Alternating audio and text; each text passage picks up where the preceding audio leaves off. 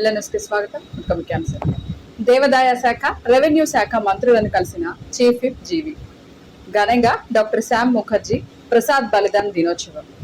వినుకొండ శ్రీ రామలింగేశ్వర స్వామి దేవాలయ నిర్మాణానికి భక్తుల భాగస్వామ్యం వాటా చెల్లింపును తగ్గించాలని కోరుతూ ప్రభుత్వ చీఫ్ విప్ జీవి ఆంజనేయులు దేవాదాయ శాఖ మంత్రి ఆనం రామనారాయణ రెడ్డి రాష్ట్ర సచివాలయంలో మర్యాదపూర్వకంగా కలిసి వినతి పత్రం అందజేశారు.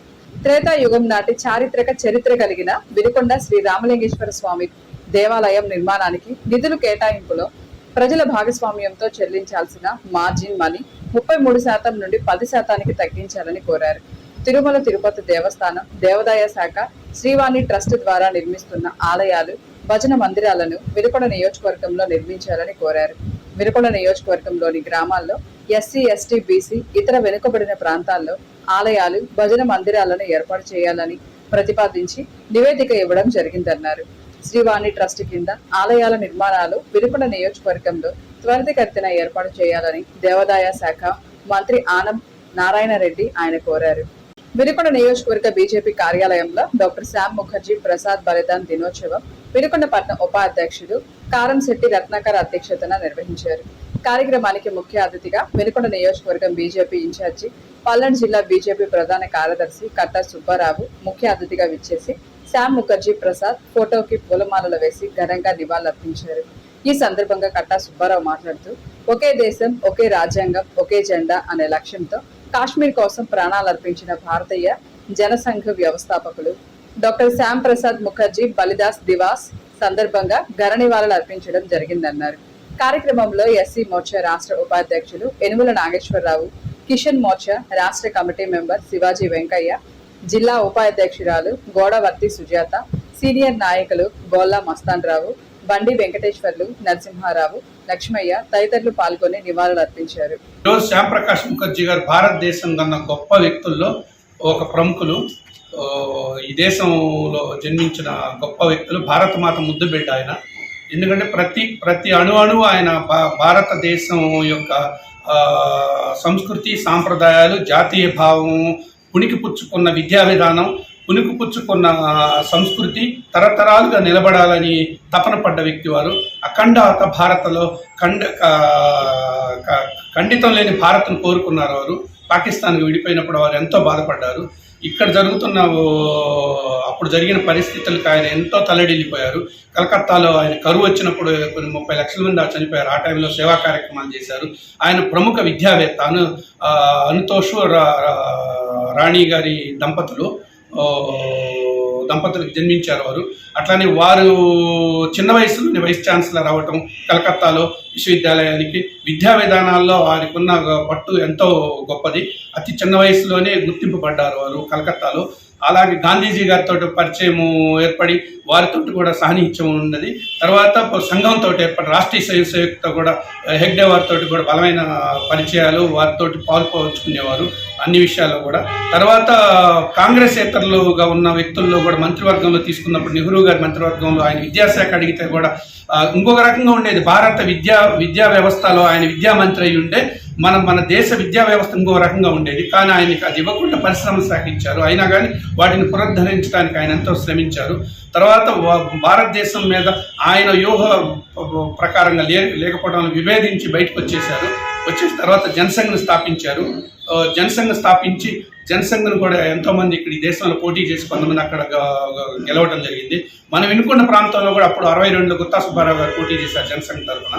తర్వాత కాలంలో కూడా వారు అతి కొద్ది కాలం మెరుపులాగా మెరిసినా కానీ వారు ఈ భారతీయ జనసంఘే మూలం అనమాట. భారతీయ జనతా పార్టీ, జనతాదళ్, ఆ తర్వాత భారతీయ జనతా పార్టీ ఇదైంది. వారితోటి నుంచి ఇదైన వాళ్ళే. ఇప్పుడు మా దీన్ దయాళ్ ఉపాధ్యాయ గారు ఒకళ్ళు, శ్యామ్ ప్రకాష్ ముఖర్జీ గారు మూలం ఉన్నాడు, పునాది రాళ్ళు అంటే వాళ్ళు. ఆ పునాదులు పటిష్టంగా ఉండబట్టి ఎన్నో సౌధాలు లేచినాయి. వాజ్పేయి గారు, అద్వానీ గారు, ఇట్లా ఎంతోమంది, మురళీ మనోహర్ జోషి గారు, కళ్యాణ్ సింగ్, ఎంతోమంది, వెంకయ్య నాయుడు గారు, చెప్పుకుంటూ పోతే అనేక మంది భారతీయ జనతా పార్టీలో ప్రయాణం కొనసాగింది.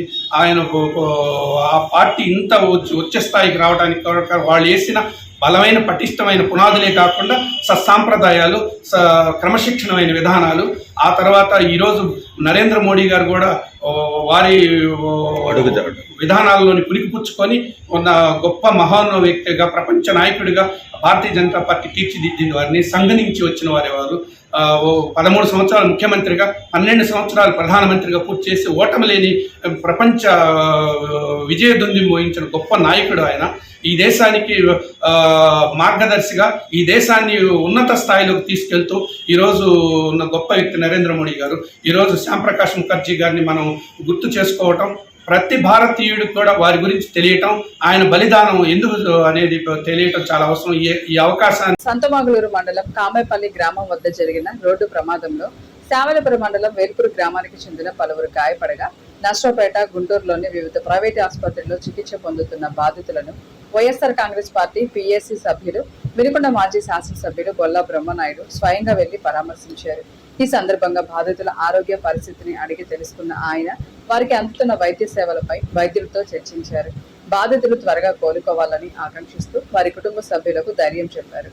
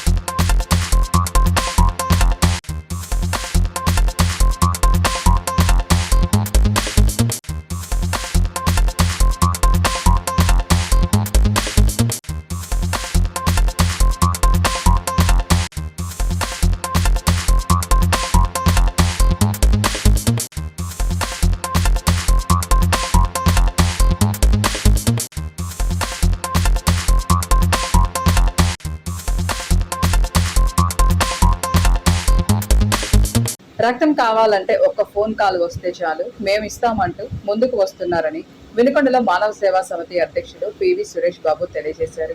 ఈ సందర్భంగా పివి సురేష్ బాబు ఆధ్వర్యంలో వందలాది మంది యువకులు రక్తదానం చేస్తూ ఆపదలో ఉన్న వారిని కాపాడి ప్రాణదాతలుగా నిలుస్తున్నారు. ఇప్పటికే 95 సార్లకు పైగా రక్తదానం చేసి పివి సురేష్ బాబు యువతకు ఆదర్శంగా నిలుస్తున్నాడు.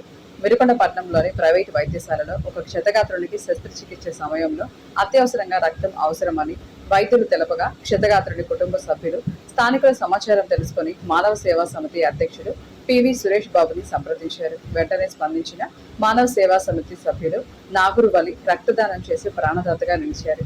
సేవా సమితి ఆధ్వర్యంలో అనేక సేవా కార్యక్రమాలను విస్తృతంగా చేపడుతున్నామని అధ్యక్షుడు పివి సురేష్ బాబు తెలిపారు. కరువు ప్రాంతాల్లో, మెట్ట ప్రాంతాల్లో లక్షలాది కుటుంబాలకు ఉపాధి హామీ ఒక కీలకమైన జీవధారని. ఉపాధి హామీ పథకం సాధారణ సంక్షేమ పథకం కాదు, అది పేదల చట్టమైన హక్కు.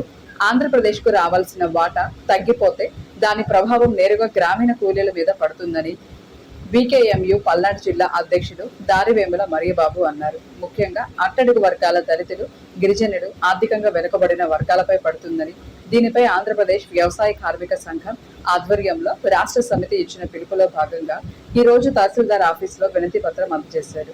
ఆపరేషన్ క్లీన్ స్వీప్ కార్యక్రమంలో భాగంగా చీఫ్ విప్, స్థానిక శాసనసభ్యులు జీవి ఆంజనేయుల ఆదేశాల మేరకు మున్సిపల్ స్పెషల్ ఆఫీసర్ పిడి సిద్ధలింగమూర్తి సూచనలతో వినుకొండ పట్టణంలోని ఎన్ఎస్పీ పంట కాలువలో పేరుకుపోయిన చెత్తను తొలగించే పనులను మున్సిపల్ సిబ్బంది మంగళవారం ముమ్మరంగా చేపట్టారు. ఈ సందర్భంగా మున్సిపల్ కమిషనర్ కె శివరాంప్రసాద్ మాట్లాడుతూ, చుట్టుపక్కల ప్రాంతాల నివాసితులు, వ్యాపారస్తులు తమ ఇళ్లు, దుకాణాల నుంచి వచ్చే వ్యర్థ పదార్థాలను ఈ కాలువలో పడేయడం వల్ల వినుకొండ పట్టణ ప్రజలతో పాటు దిగువ గ్రామాల ప్రజలకు తాగునీరు కలుషితం అయ్యే ప్రమాదం ఉందన్నారు. ప్రజల నుండి వస్తున్న రెవెన్యూ సమస్యలను వెంటనే పరిష్కరించాలని రాష్ట్ర రెవెన్యూ శాఖ మంత్రి అనగాని సత్యప్రసాద్ ను ప్రభుత్వ చీఫ్ విప్ జీవి ఆంజనేయులు కోరారు. రాష్ట్ర సచివాలయంలోని రెవెన్యూ మంత్రి ఛాంబర్ లో చీఫ్ విప్ జీవి మర్యాదపూర్వకంగా కలిశారు. రాష్ట్ర వ్యాప్తంగా ప్రజల నుండి వస్తున్న రెవెన్యూ సమస్యలను మంత్రి దృష్టికి తీసుకువెళ్లారు. ప్రభుత్వ నిషేధిత జాబితా నుండి భూములను తొలగించేందుకు చర్యలు తీసుకోవాలని విన్నవించారు. ప్రభుత్వం నిషేధిత జాబితా నుండి భూముల తొలగింపులో జాప్యం జరుగుతుందని, దీని వలన ప్రజలు ఇబ్బందులు పడుతున్నారని తెలిపారు. అలాగే రీసర్వేలో కొన్ని లోపాలు చోటు చేసుకోవడం వలన భూమి హక్కుదారులు ఇబ్బందులు పడుతున్నారని, వెంటనే సమస్యను పరిష్కరించేందుకు చర్యలు తీసుకోవాలని కోరారు. హౌస్ హోల్డ్ సర్వేలో చేర్పుల తొలగింపులకు అనుమతులు ఇవ్వాలని, వినుకొండ నియోజకవర్గంలోని న్యూజెండ్ల, బొల్లాపల్లి మండల తహసీల్దార్ కార్యాలయాలను నిర్మించాలని చీఫ్ విప్ జీవి విన్నవించారు. ఇంతటితో వెన్నాలు సమాప్తం. తిరిగి రేపటి వెల్లానిస్ లో కలుసుకుందాం. నమస్కారం.